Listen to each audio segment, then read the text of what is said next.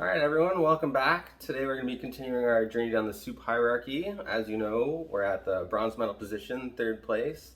And in my opinion, there's several soups that you can make an argument for the third best soup in the world. However, today I've decided the third best soup in the world is tomato-based seafood soups. And for instance, it could be anything like a bouillabaisse, Manhattan clam chowder, any of the seafood bisques, cioppino, stuff like that. But today lobster is on sale, so we're going to be making lobster bisque.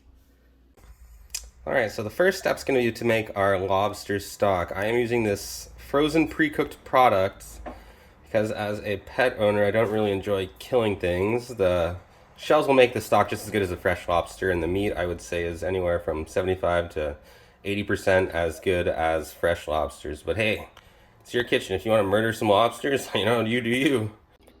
So I've separated the meat from the shells and broken down the shells a little bit.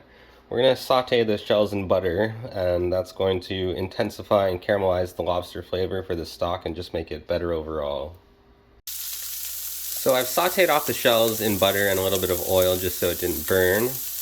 And I've added garlic, fresh thyme, bay leaves, and I had half a tomato in the fridge so I just threw it in.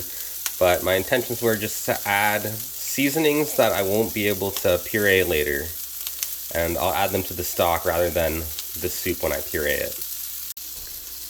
There's a lot of caramelized bits of brown lobster essence, whatever you want to call them, on the bottom, so I'm going to deglaze the pan with white wine and then fill it up with water, just enough to cover the shells.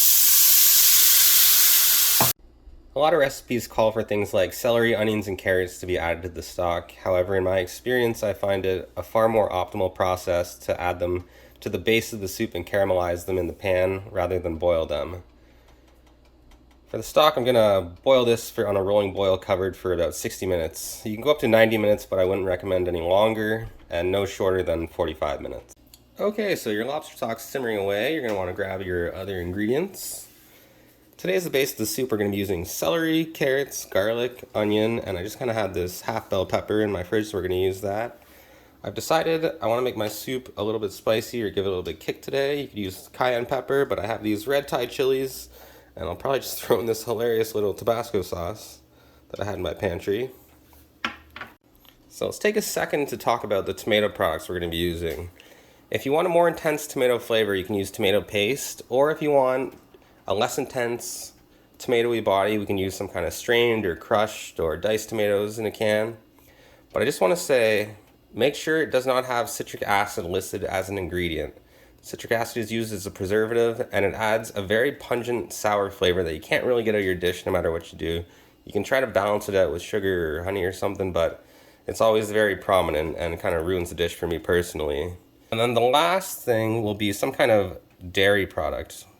If I was cooking in the restaurant, I'd probably be using heavy cream, but I try to be a little bit more health conscious at home, so we'll probably just use milk.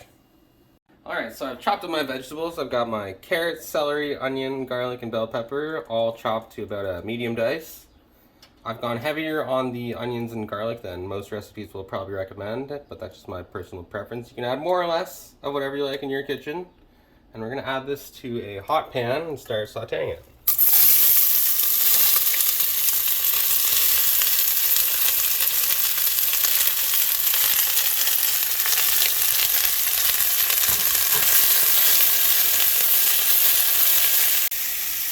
Alright, while your vegetables are sauteing, we're going to strain our lobster stock.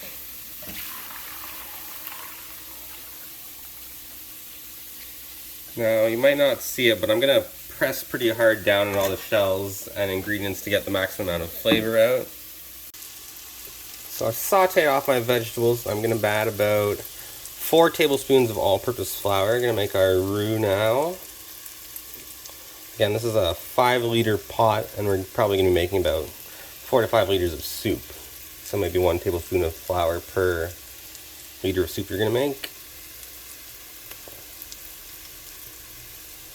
Okay, so I've cooked off my roux, and I'm going to be adding 3 ounces approximately of brandy. Ideally, I would have been using cognac, but it was very expensive at the liquor store, so we're going to go with brandy today. And obviously be very careful if you're doing this over a flame.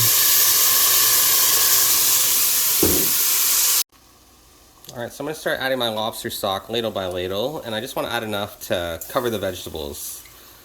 I'm going to add a little by little so that there's no clumps, but I am going to blend it, so I guess it's not really going to matter overall. And the point is just to add enough stock so that the vegetables can boil for a little bit and get really soft and make a perfectly blended soup. So I've added in about a liter of lobster stock ladle by ladle. I'm going to take this opportunity to add in my tomato paste. I have decided I want a stronger concentrated tomato flavor today, and this teensy tiny bottle of Tabasco sauce.